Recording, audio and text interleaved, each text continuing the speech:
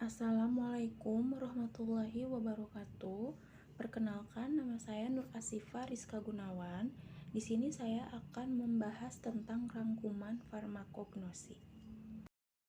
Yang pertama, saya akan menjelaskan tentang simplisia. Simplisia adalah bahan alam yang digunakan sebagai obat yang belum mengalami pengolahan apapun, kecuali dinyatakan lain berupa bahan yang telah dikeringkan. Simplisia dibagi menjadi 3 bagian. Yang pertama ada simplisia hewan, yang kedua simplisia mineral, yang ketiga simplisia nabati. Simplisia hewan itu berupa ikan, madu, susu, kuda laut kering, hormon, dan enzim. Simplisia pelikan atau mineral itu contohnya seperti tawas, masker lumpur, air laut, dan batu belerang. Kemudian ada simplisia nabati.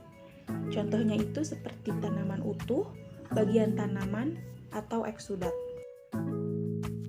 Eksudat itu adalah isi sel secara spontan keluar atau dikeluarkan, atau zat-zat tertentu yang dipisahkan dari tanaman dan belum berupa zat murni atau getah.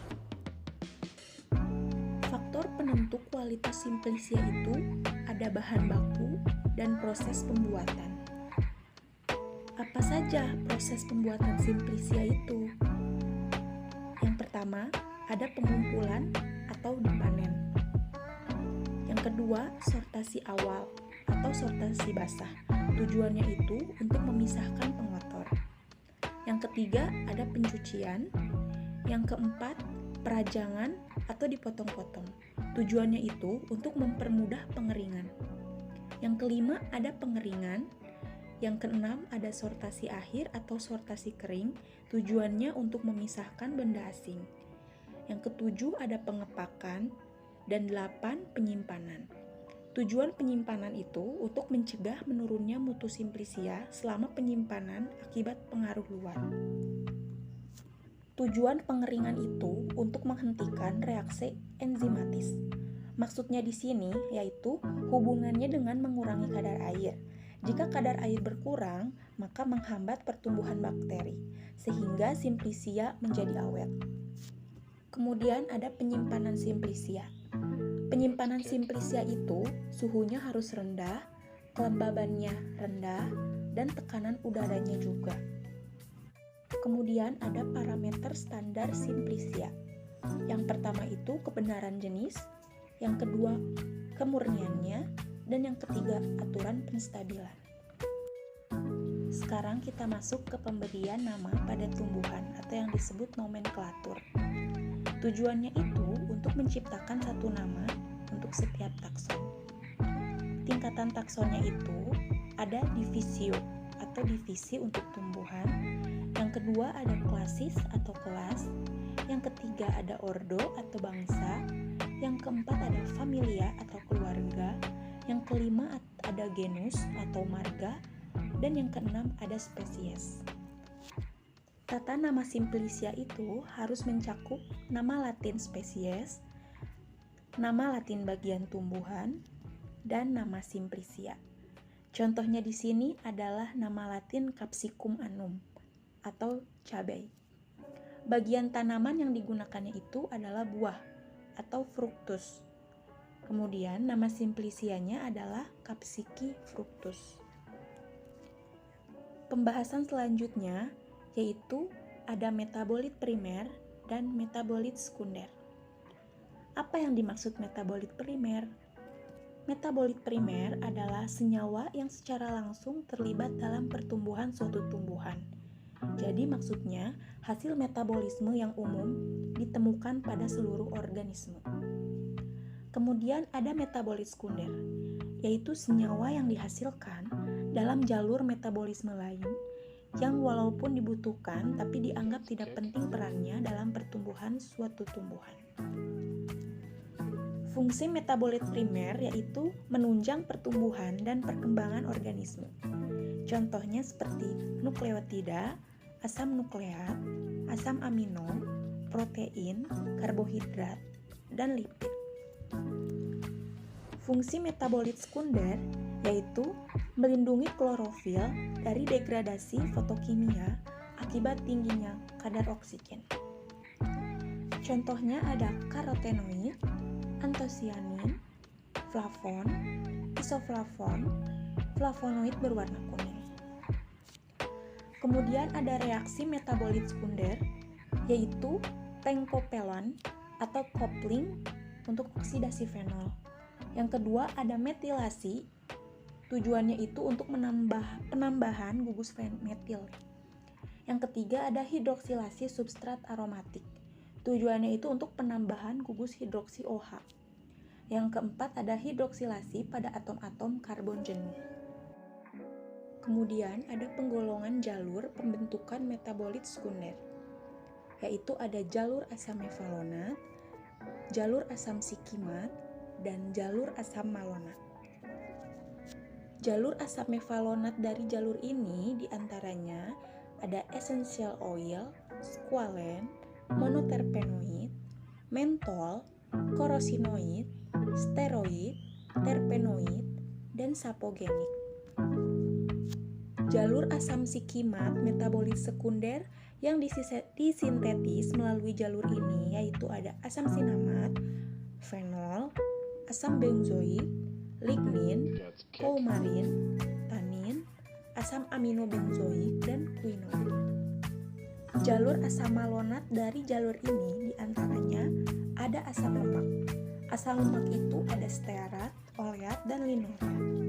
Kemudian gliserida, poliasetilen, fosfolipida, dan glikolipida. Faktor-faktor yang mempengaruhi produksi metabolit sekunder yaitu ada formulasi atau komposisi media kultur. Yang kedua ada faktor fisik, yaitu ada suhu, cahaya, dan kelembapan. Ketiga ada faktor genetik, dan yang keempat faktor stres lingkungan. Di sini itu ada logam berat dan sinar UV. Kemudian ada metodologi isolasi metabolit sekunder. Tahap yang pertama yaitu membandingkan atau mencocokkan tumbuhan satu dengan tumbuhan lain untuk pengumpulan bahan. Kemudian setelah bahan cocok dilanjutkan ke pembuatan simplisia. Setelah simplisianya jadi, kemudian dicek karakteristik simplisia dan penapisan pitokimia seperti uji alkaloid, flavonoid, reaksi warna, dan reaksi pengendapan. Setelah itu, kemudian diekstraksi dan menjadi ekstrak. Setelah menjadi ekstrak, kemudian distandarisasi ekstrak, tujuannya itu untuk menjamin bahwa bahan suatu produk obat tradisional dapat terjamin mutunya. Setelah itu, dilanjutkan ke tahap fraksinasi, yaitu teknik pemisahan ekstrak hasil maserasi yang telah diuapkan dan menghasilkan fraksi. Kemudian, hasil fraksinya itu diisolasi dan menghasilkan isolat. Kemudian, diidentifikasi isolat. Pembahasan selanjutnya yaitu tentang minyak atsiri. Minyak atsiri adalah minyak yang diperoleh dengan cara distilasi uap dari bagian akar, batang, kulit, daun, biji, bunga, dan buah dari tanaman. Kegunaannya untuk aromaterapi, bahan sabun dan kosmetik, flavor and fragrance, bahan obat-obatan, pasta gigi, insektisida atau biopestisida, dan bahan mentah. Metode pengambilan distilasi itu ada distilasi uap, maserasi, inflorescence atau mengambil minyak atsiri dengan menggunakan lapisan penyerap untuk minyak atsiri yang berasal dari bunga. Kemudian ada perkolasi atau diekstraksi dan pengepresan. Kemudian ada golongan minyak atsiri. Yang pertama ada hidrokarbon. Contohnya itu minyak terpentin. Kemudian ada alkohol. Contohnya peppermint, minyak cendana, Kemudian ada aldehid, contohnya ada kulit lemon, minyak sereh. Kemudian ada keton, contohnya kamfer. Kemudian ada fenol, contohnya ada cengkeh. Kemudian ada ether fenolik, contohnya itu pala. Kemudian ada oksida, contohnya itu eukaliptus, kapulaga. Dan kemudian ada ester, contohnya itu valerian dan minyak rosemary. Pembahasan selanjutnya yaitu tentang jamu, OHT, dan fitofarmaka. Definisi jamu adalah obat bahan alam yang sediaannya masih berupa simplisia sederhana. Khasiat dan keamanannya baru terbukti secara empiris berdasarkan pengalaman turun-temurun. Di sini sudah ada ya logo jamunya. Kemudian ada syarat dan kriteria jamu. Yang pertama itu aman. Yang kedua, klaim khasiat berdasarkan data empiris atau pengalaman. Yang ketiga, memenuhi persyaratan mutu yang berlaku. Contoh jamunya itu seperti tolak angin, pil kita, buyung upik, slimming tea, dan masih banyak lagi.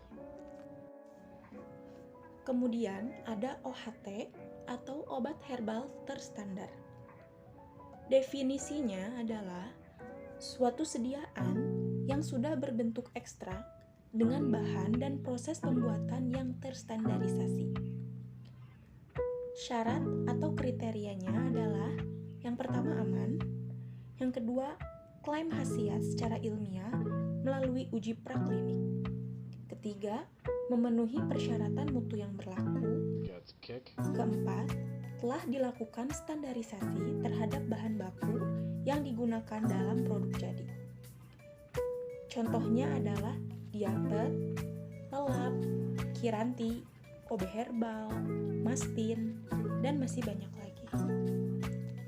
Kemudian ada fitofarmaka. Definisinya adalah sediaan herbal standar yang telah mengalami uji klinis pada manusia, telah terbukti keamanannya, dan didukung oleh bukti-bukti dan khasiatnya jelas sesuai kaidah kedokteran modern. Syarat atau kriterianya adalah yang pertama aman, yang kedua klaim khasiat secara ilmiah melalui uji praklinik dan klinik, ketiga memenuhi persyaratan mutu yang berlaku, yang keempat telah dilakukan standarisasi bahan baku yang digunakan dalam produk jadi. Contohnya adalah Nodiar, Stimuno, Tensigard, Himalaya, dan masih banyak lagi. Sekian penjelasan dari saya tentang rangkuman farmakognosi. Mohon maaf bila ada kesalahan kata. Terima kasih. Wassalamualaikum warahmatullahi wabarakatuh.